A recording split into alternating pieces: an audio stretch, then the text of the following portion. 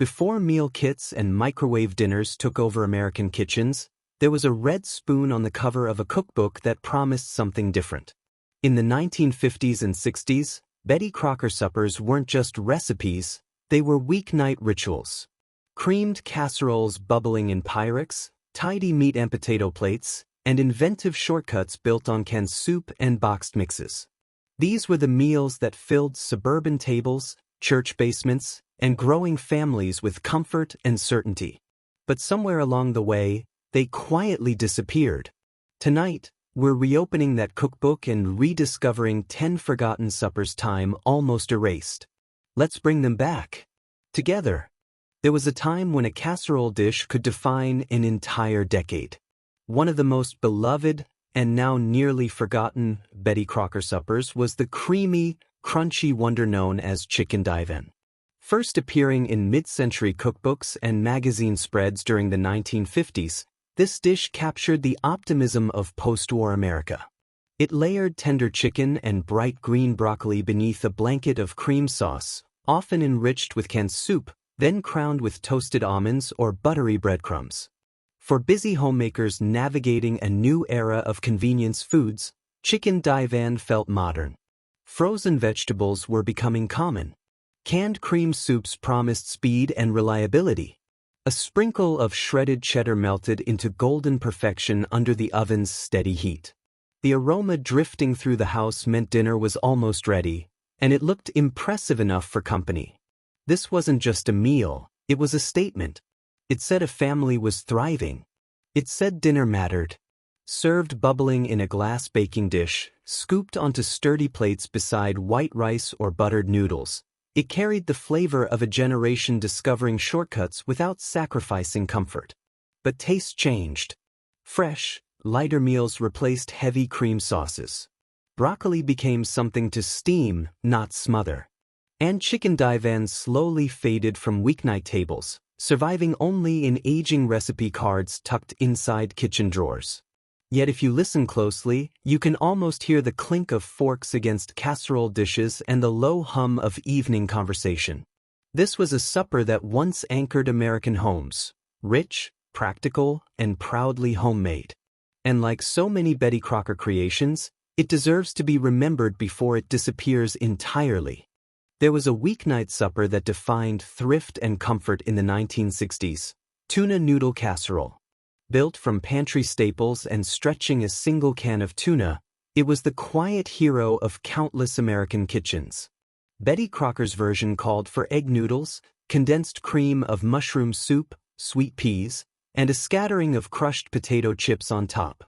Everything was stirred together in one bowl, then baked until bubbling and lightly golden. For families watching their budgets, it felt practical and generous at the same time. Canned tuna had become a symbol of modern convenience, shipped nationwide and ready to use without fuss. Frozen peas added color and the illusion of freshness. The cream soup bound it all into a silky sauce that coated every noodle. When the casserole emerged from the oven, the chips crackled under a spoon, releasing steam that smelled faintly of the sea and warm milk. This was not glamorous food. It was dependable food. It appeared at card tables during church potlucks and on modest dining tables beneath humming fluorescent lights. Children learned to expect it on busy school nights, when homework waited and television flickered in the living room. Over time, tastes shifted toward fresher flavors and lighter sauces. The idea of mixing fish and canned soup began to feel dated. Yet, tuna noodle casserole once represented ingenuity, proving that a humble pantry could still gather a family around one warm dish.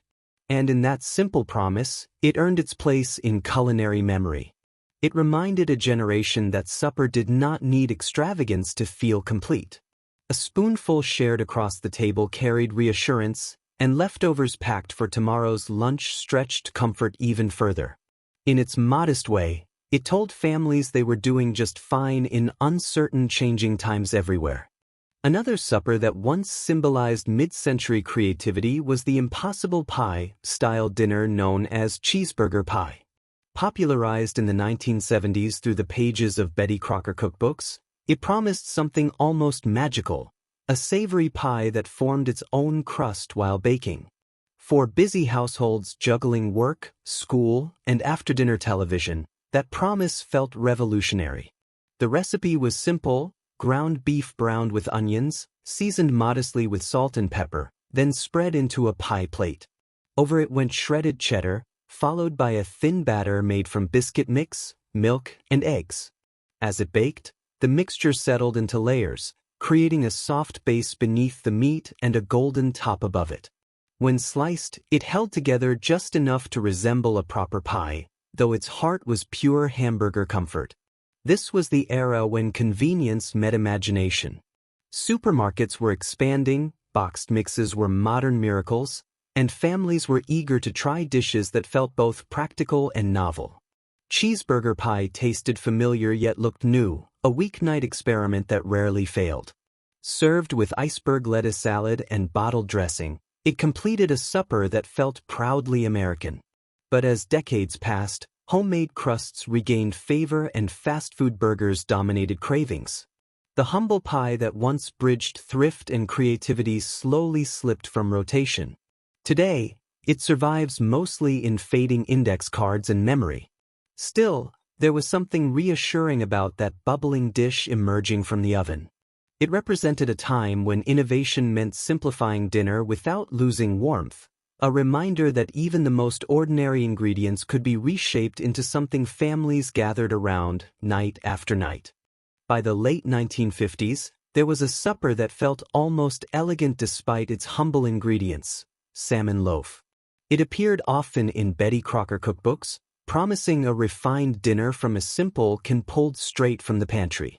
In an era when fresh seafood wasn't always accessible inland, canned salmon brought a taste of the coast to ordinary American homes. The recipe was straightforward: flaked salmon mixed with breadcrumbs, eggs, and a splash of milk, then pressed into a loaf pan and baked until firm. Some versions added minced onion or parsley, while others relied on a drizzle of lemon butter sauce poured over thick slices at the table. When it emerged from the oven, it looked dignified, almost like meatloaf's lighter cousin. Served beside mashed potatoes and buttered peas, it created a plate that felt balanced and proper. For many families, salmon loaf symbolized practicality with a touch of aspiration. It was affordable, filling, and high in protein during a time when stretching groceries mattered. The aroma, rich, slightly briny, softened by warm bread, filled kitchens where radios hummed and children waited impatiently at the table. Yet tastes evolved. Fresh fillets replaced canned fish, and molded loaves fell out of fashion.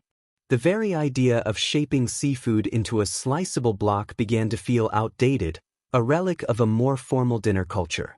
Still, salmon loaf once anchored weeknight meals across the country.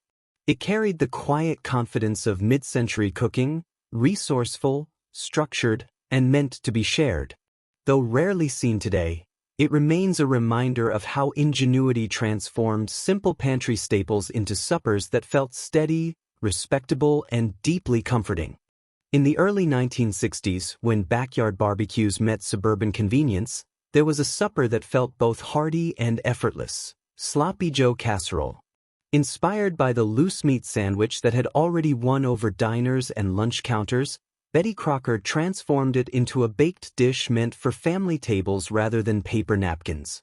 The base began with browned ground beef simmered in a tangy tomato sauce, sweetened slightly with ketchup and sharpened with mustard.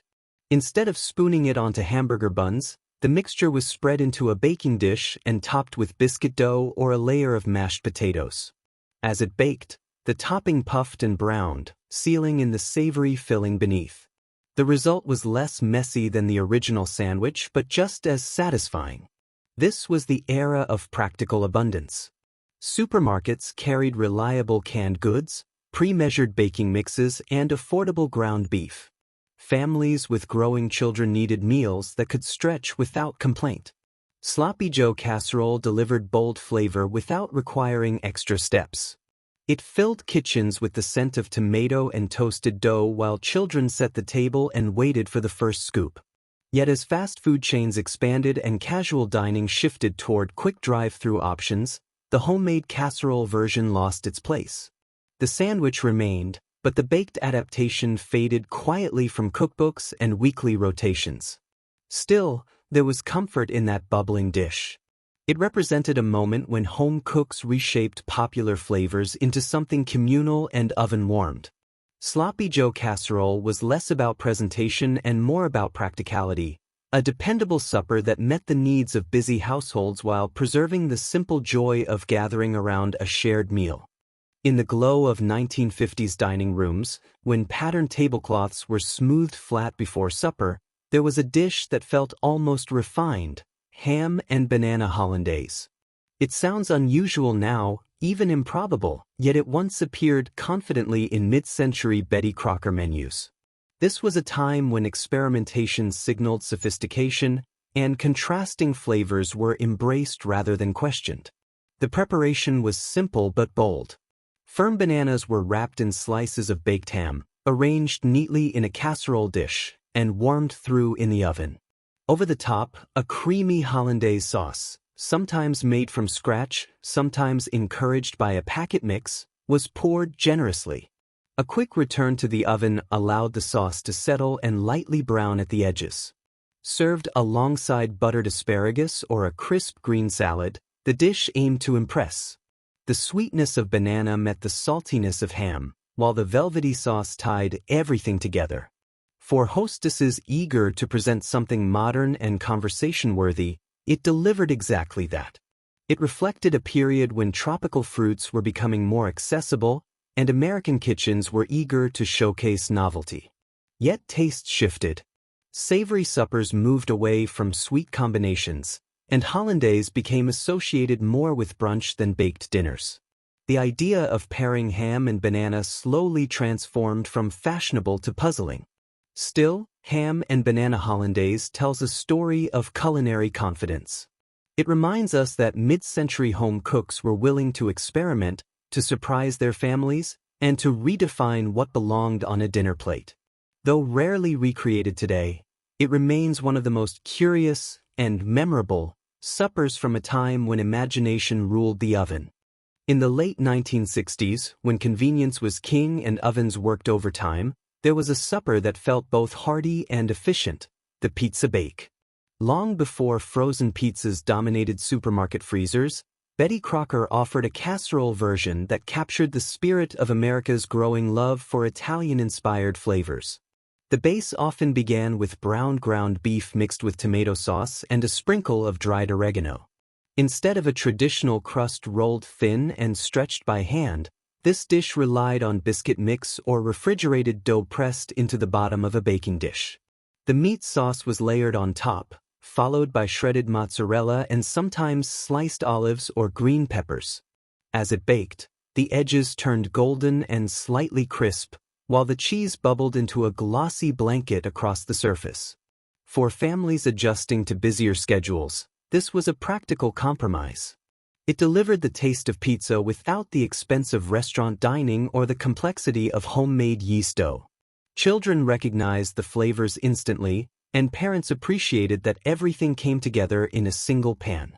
Served in thick squares, it felt casual and modern, perfect for evenings when homework and television competed for attention.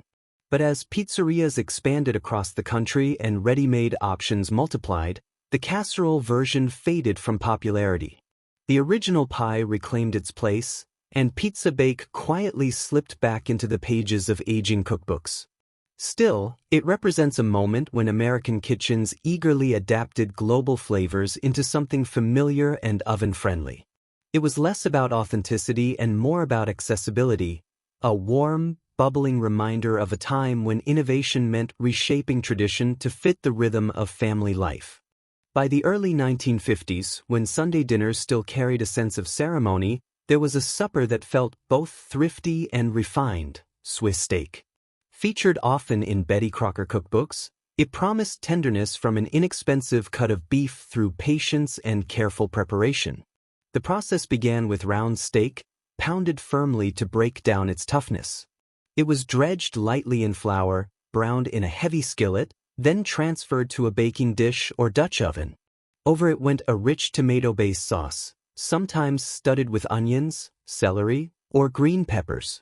The dish was covered and baked slowly, allowing the meat to soften and absorb the savory juices. Hours later, what had once been a tough cut became fork-tender and deeply flavorful. For families mindful of budgets, Swiss steak was proof that skill could transform economy into comfort. The scent of simmering tomatoes and beef filled kitchens where radios played softly in the background. Served with mashed potatoes to soak up the sauce, it turned a modest ingredient into a supper worthy of company. As beef cuts diversified and quicker cooking methods gained favor, long braises became less common in weeknight routines. Convenience foods offered faster alternatives, and the ritual of pounding and slow baking felt increasingly old-fashioned.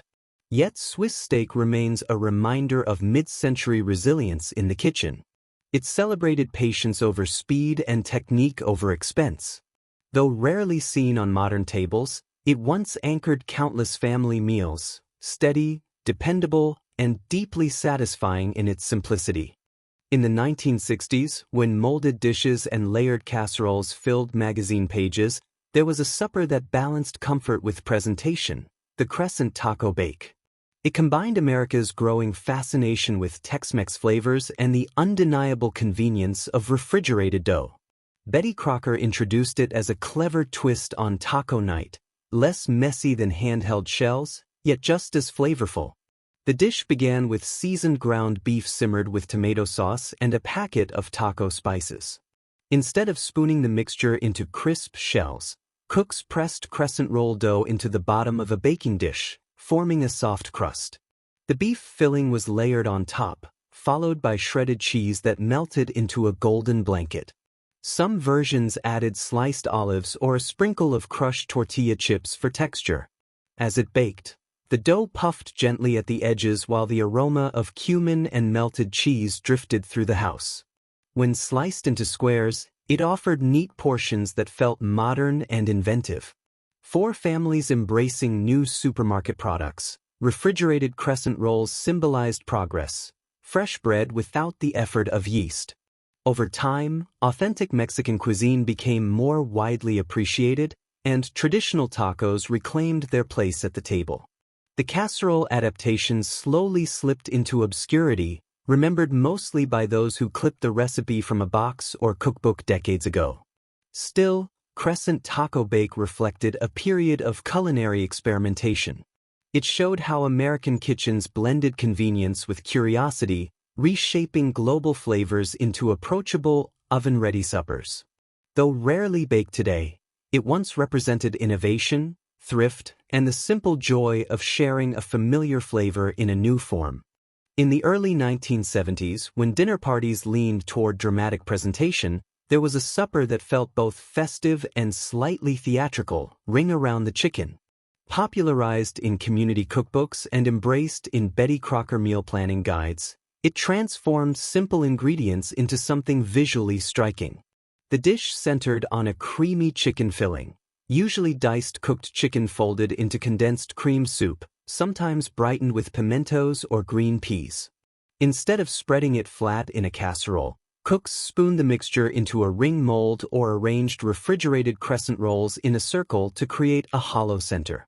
The chicken filling was baked within or spooned into the middle after the bread turned golden. When brought to the table, it looked almost celebratory. The circular shape framed the creamy center, inviting guests to serve themselves from both bread and filling at once. It was practical, stretching leftovers into a new meal, yet elegant enough for company. In an era that valued presentation as much as flavor, that ring shape felt modern and impressive. But as food styling trends shifted and simpler plating became popular, molded and ring dishes quietly faded away. The idea of shaping dinner into decorative forms began to seem unnecessary, even fussy. Still, Ring Around the Chicken captured a particular moment in American kitchens, a time when creativity met convenience, and a weeknight supper could double as a centerpiece. Though rarely recreated now, it stands as one of those forgotten meals that once turned ordinary ingredients into something meant to be admired before it was eaten. Once, these suppers filled kitchens with warmth, laughter, and the steady rhythm of forks against casserole dishes. They were practical, inventive, sometimes unusual, but always made with intention. Though time moved on and tastes changed, these forgotten Betty Crocker meals tell the story of families adapting, experimenting, and gathering around what they had. Perhaps one of them still lingers in your memory, tucked away like an old recipe card in a drawer. If tonight's journey stirred something nostalgic, stay with America's Lost Recipes as we continue uncovering the dishes history quietly left behind. There's always another story waiting at the table,